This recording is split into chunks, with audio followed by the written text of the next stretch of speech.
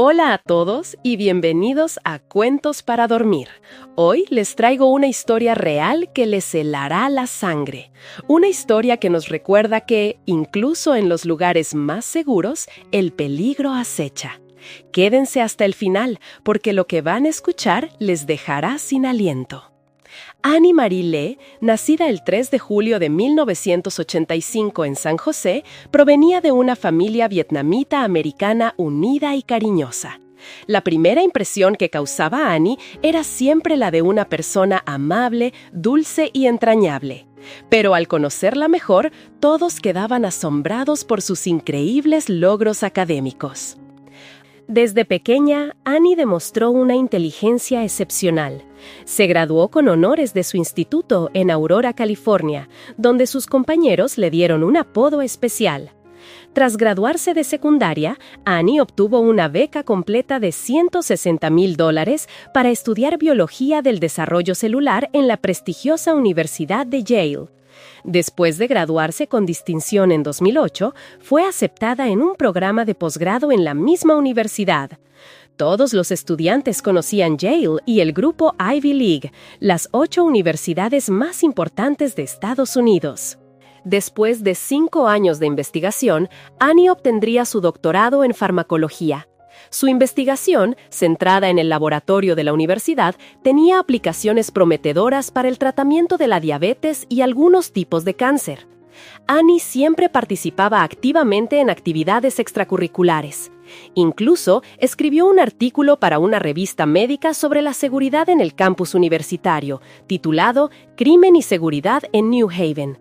En resumen, Annie era una joven sobresaliente en todos los aspectos, la hija ideal para cualquier padre.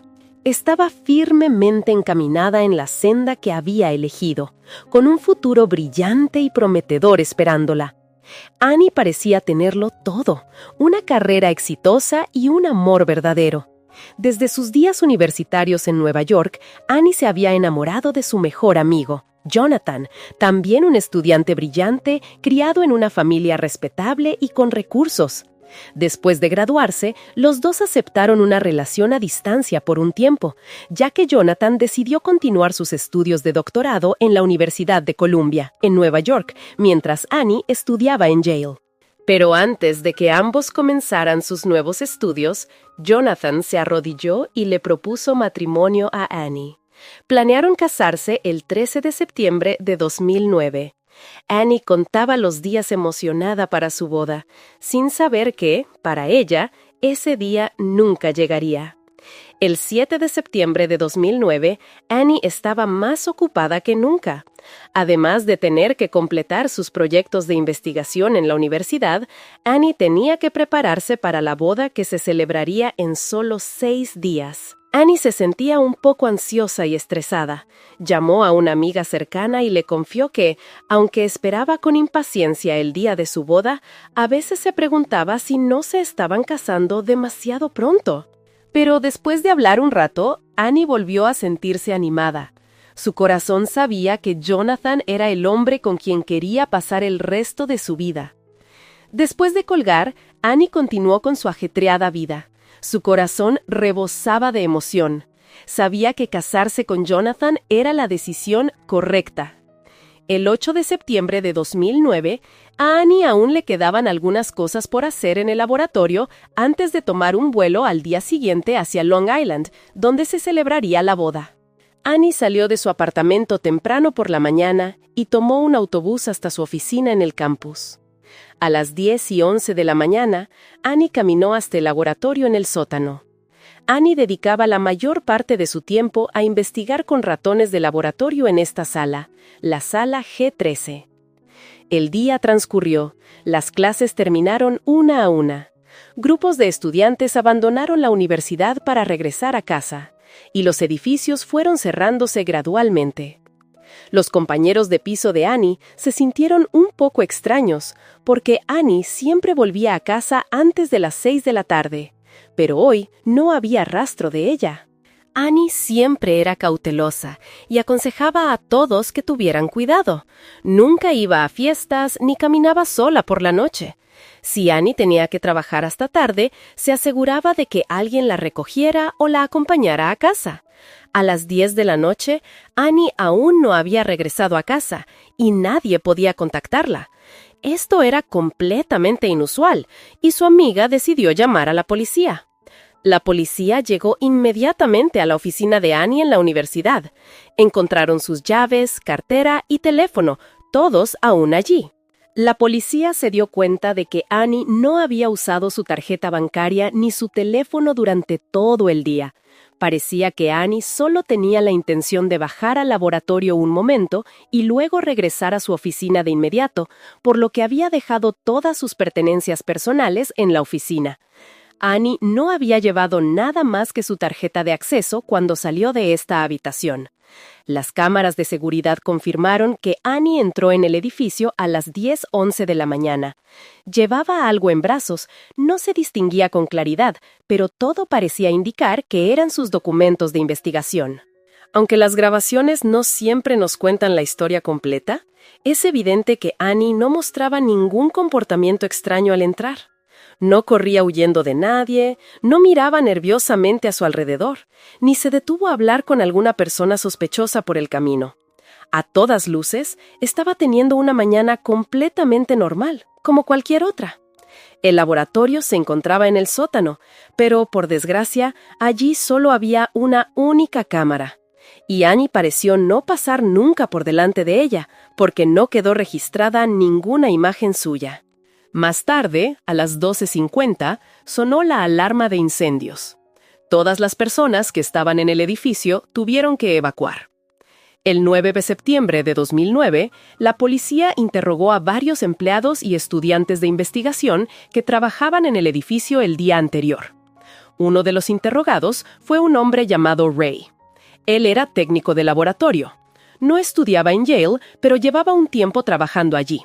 Ray le dijo a la policía que había entrado al área de laboratorio a las 7 de la mañana y que había visto a Annie en la sala G13.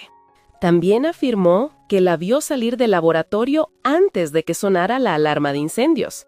La policía continuó investigando todas las cintas de las cámaras de seguridad de la universidad en busca de alguna pista. Peinaron pasillos, aulas, casilleros e incluso rebuscaron en los contenedores de basura. Pero todos sus esfuerzos fueron en vano. No encontraron absolutamente nada. Pasó casi un día entero y seguían sin una sola pista. Tras examinar las grabaciones de las 70 cámaras de seguridad del edificio, la policía seguía sin encontrar ninguna otra imagen de Annie. La administración de la universidad, desesperada, ofreció una recompensa de $10,000 por cualquier información sobre su paradero. El prometido de Annie voló inmediatamente desde Nueva York, y la familia de Annie viajó a toda prisa desde California hasta New Haven para ayudar en la búsqueda. Yale es conocida por ser una de las universidades más antiguas y prestigiosas de la ciudad de New Haven. Es un campus enorme, con más de 20,000 estudiantes, empleados y profesores. La misteriosa desaparición de la estudiante de doctorado Annie Ley cubrió todo el campus con una atmósfera de desconcierto y miedo. Su desaparición también atrajo rápidamente una enorme atención por parte de los medios de comunicación. Los periodistas estaban por todas partes. La universidad tuvo que enviar un correo electrónico a los estudiantes aconsejándoles que no hablaran con la prensa, ya que podría dar lugar a rumores falsos que afectarían la moral de todos y la imagen de la institución. Algunas personas comenzaron a especular, sugiriendo que quizás Annie había entrado en pánico por la boda inminente, que había cambiado de opinión y había decidido huir. Sin embargo, quienes conocían a Annie sabían que esa teoría era simplemente ridícula. Annie y su familia llevaban más de un año planeando la boda y ella no era el tipo de persona impulsiva que tomaría decisiones drásticas sin pensar en los sentimientos de los demás. El 12 de septiembre, la policía desplegó un equipo de expertos forenses para registrar el edificio una vez más. Esta vez se centraron con lupa en la sala G13, el laboratorio de Annie. Los investigadores descubrieron tenues manchas de sangre en una de las paredes de la sala G13, mientras que otro equipo encontró varias cuentas de un collar esparcidas por el suelo en la zona de almacenamiento de la sala G22. La policía no tardó en confirmar que las cuentas pertenecían a un collar que Annie solía llevar. Al inspeccionar el falso techo, encontraron un calcetín manchado de sangre y un guante médico de color azul. Fue entonces cuando la policía decidió usar luminol para examinar las manchas de sangre en la sala G13 y en los laboratorios contiguos. El luminol es una sustancia química que se usa a menudo en la investigación de escenas del crimen porque puede detectar sangre incluso si ha sido diluida hasta 10.0. 1000 veces. Cuando entra en contacto con la sangre, provoca una reacción que emite un inquietante brillo fluorescente de color azul. Por mucho que un culpable intente limpiar las pruebas, es casi imposible eliminar todos los rastros. Y tal como sospechaban, bajo la luz azul, las paredes de la sala G13 y de la contigua G22 revelaron un escenario de pesadilla, con manchas de sangre por todas partes. Siguiendo el rastro, la policía llegó hasta la zona de los vestuarios masculinos y un baño cercano a la sala G22. Un olor nauseabundo flotaba en el aire, pero no podían identificar de dónde provenía. Por ello, tuvieron que traer a la unidad canina para ayudar en la búsqueda. En ese momento, todo el edificio fue clausurado y se convirtió, oficialmente, en la escena de un crimen. El 13 de septiembre de 2009, una fecha que debería haber sido de celebración, se convirtió en una pesadilla. El cuerpo de Annie, ya en estado de descomposición, fue descubierto. Estaba oculto de la forma más cruel, encajado cabeza abajo dentro de una pared, en el hueco que albergaba las tuberías de la sala G22. Ese día, el 13 de septiembre, era el día de su boda, el día en que Annie debía sentirse la más bella, la más feliz. Pero en su lugar, en esa fecha que había esperado con tanta ilusión, su familia tuvo que ir a identificar su cuerpo. Es una tragedia que desgarra el alma. El pequeño cuerpo de Annie había sido brutalmente forzado en ese espacio diminuto, con una violencia tal que lo dejó casi irreconocible. La autopsia reveló la terrible verdad. Annie había muerto por asfixia. Sufría fracturas en la mandíbula y la clavícula, y los forenses creían que estas lesiones ocurrieron mientras aún estaba con vida. El informe también encontró indicios de una agresión de naturaleza íntima. Cerca de su cuerpo se encontraron su tarjeta de acceso, un guante médico y un bolígrafo azul. Se recogieron muestras de ADN de su ropa y del área circundante, enviándolas urgentemente al laboratorio. La comunidad estaba devastada. Miles de personas se reunieron en el campus para una vigilia con velas, rezando por Annie y su familia. La muerte de Annie provocó una onda de choque en toda la comunidad universitaria. La administración envió un correo electrónico a todos los estudiantes, informando que habían aumentado el personal de asesoramiento psicológico y que una línea de ayuda estaría disponible 24/7 para cualquiera que necesitara apoyo emocional. Para entrar al edificio se necesitaba un código o una tarjeta de acceso, lo que llevó a la policía a una conclusión aterradora. El culpable no era un extraño, sino un estudiante o un empleado del campus. El pánico se apoderó de todos. El asesino podía ser cualquiera, alguien con quien se cruzaban en los pasillos. Los estudiantes, aterrorizados, comenzaron a moverse en grandes grupos. Se cancelaron las clases nocturnas y los turnos de trabajo de noche. Nadie se sentía seguro mientras el culpable siguiera libre. Poco después, los resultados del ADN llegaron, y con ellos un giro desconcertante. La muestra encontrada en la escena coincidía con la de un delincuente llamado Robinson. Esto dejó a la policía perpleja, ya que Robinson había fallecido años atrás. Finalmente, encontraron una explicación lógica. Robinson había trabajado como fontanero y había sido contratado para reparar las tuberías de la sala G22 mucho antes de su muerte. Aparte de esta extraña coincidencia, el análisis de ADN no arrojó ninguna otra coincidencia. La policía revisó entonces los registros de las tarjetas de acceso de todo el personal del laboratorio. Descubrieron que solo 2 personas habían entrado en la sala G13. La primera era un empleado de una empresa de suministros, quien fue rápidamente descartado al tener una coartada sólida.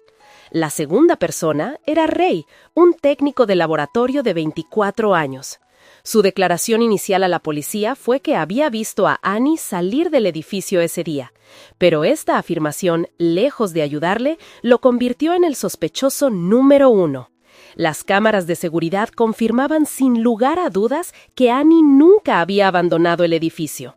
Ray tenía fama de ser una persona de temperamento fuerte y muy meticuloso con su trabajo. Se molestaba visiblemente si algún estudiante dejaba el laboratorio desordenado. Ray y Annie no tenían ninguna relación, apenas se conocían de cruzarse por los pasillos. El único contacto que tuvieron fue unas semanas antes de la desaparición de Annie, cuando Ray le envió un correo electrónico quejándose de que no había limpiado las jaulas de los ratones después de su experimento. Sin embargo, otros compañeros defendían a Ray, describiéndolo como alguien afable, aunque muy serio y disciplinado en su trabajo. Además, no tenía antecedentes penales. Los registros de la tarjeta de acceso de Ray del 8 de septiembre de 2009 eran increíblemente sospechosos. Entre las 10:40 de la mañana y las 3:45 de la tarde, entró y salió de las salas G13 y G22 un total de 55 veces. Las cámaras de seguridad también lo mostraron saliendo del edificio con todos los demás cuando sonó la alarma de incendios, para luego regresar a la 1:10 de la tarde. Se le vio merodeando por la zona del sótano y, en algún momento del día, pareció haberse cambiado de ropa. Otra cámara lo captó más tarde en la calle, sentado en los escalones de una escalera, con la cabeza entre las manos, visiblemente angustiado. Cuando la policía lo interrogó por segunda vez, notaron arañazos en su cara y brazos, junto con varios moratones recientes. La excusa de Ray fue que su gato lo había arañado. Los investigadores le pidieron que se sometiera a una prueba de polígrafo, la cual suspendió estrepitosamente. Aunque la policía estaba casi segura de que tenía a su hombre, los resultados del polígrafo no son admisibles en un tribunal y solo sirven como guía. Por lo tanto, no podían usarlo para obtener una orden de arresto. Le pidieron una muestra de ADN y, con gran frustración, se vieron obligados a dejarlo en libertad mientras esperaban los resultados del laboratorio. En la madrugada del 17 de septiembre de 2009, el área del motel número 8 se llenó de un caos estremecedor cuando decenas de coches de policía rodearon el edificio. Tenían una orden de arresto contra Ray. De inmediato, establecieron un perímetro y un equipo de agentes del FBI se dirigió directamente a la habitación 214. Ahí encontraron a Ray y a su padre tranquilamente desayunando.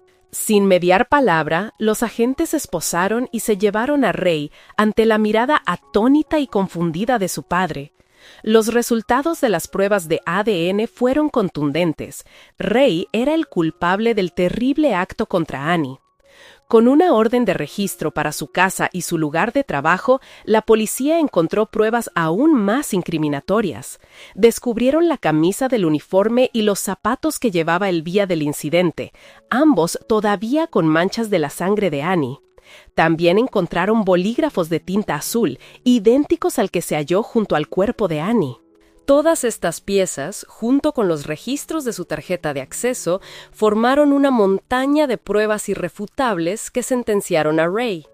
La policía cree que el ataque a Annie ocurrió justo antes de que sonara la alarma de incendios. Durante el forcejeo, Ray activó accidentalmente la alarma. Preso del pánico, dejó a Annie en el laboratorio y salió al exterior junto con todos los demás, como si nada hubiera pasado. Cuando la situación se calmó, regresó, movió apresuradamente el cuerpo de Annie a la sala G22 y lo ocultó detrás de una pared. Los investigadores afirmaron que tenían tantas pruebas en su contra que ni siquiera necesitaban establecer un motivo claro para el crimen. A pesar de su captura, Ray nunca ha explicado por qué le arrebató la vida a Annie. La opinión pública, por supuesto, se llenó de especulaciones sobre sus motivos. Algunos creen que Ray estaba secretamente enamorado de Annie y, al no ser correspondido, explotó de rabia. El día del incidente, ella había anunciado a todos sus compañeros que estaba a punto de casarse y que se ausentaría por unas semanas. Esto podría haber provocado que Ray, en un arrebato de celos y desesperación, intentara forzarla y acabar con su vida. Sin embargo, esta teoría fue descartada por muchos, ya que Ray también estaba comprometido con otra mujer. Todos los compañeros de Annie afirmaron que entre ellos no existía ninguna relación sentimental. Otros sugieren que Ray era una persona controladora con un profundo complejo de inferioridad sobre su trabajo, que consistía principalmente en la limpieza y tareas menores del laboratorio. Sentía envidia de los investigadores y quizá descargó su frustración sobre ellos. Sea como sea, todo esto no son más que conjeturas. Hasta el día de hoy, el verdadero motivo sigue encerrado en la mente de Ray. Cuando Ray finalmente fue a juicio en marzo de 2011, tras varios aplazamientos, se declaró culpable de asesinato y fue condenado a 44 años de prisión. En la sala, Ray expresó un profundo remordimiento, pero una vez más, se negó a dar cualquier explicación sobre el ataque. Se prevé que salga en libertad en el año 2053, cuando tenga 68 años. Aunque la vida de Annie fue arrebatada de una manera tan cruel e injusta, sus seres queridos y amigos aseguran que ella vivirá por siempre en sus corazones como la persona más maravillosa que tuvieron la fortuna de conocer. Este caso nos deja con un vacío, una pregunta sin respuesta que probablemente solo Ray conoce. ¿Qué piensan ustedes sobre el motivo? ¿Fue envidia, obsesión o algo completamente diferente? Déjenme saber sus teorías en los comentarios. Si esta historia les ha impactado y quieren seguir explorando los misterios más oscuros en Cuentos para Dormir, no olviden darle a me gusta, suscribirse al canal y compartir este video para que nuestra comunidad siga creciendo.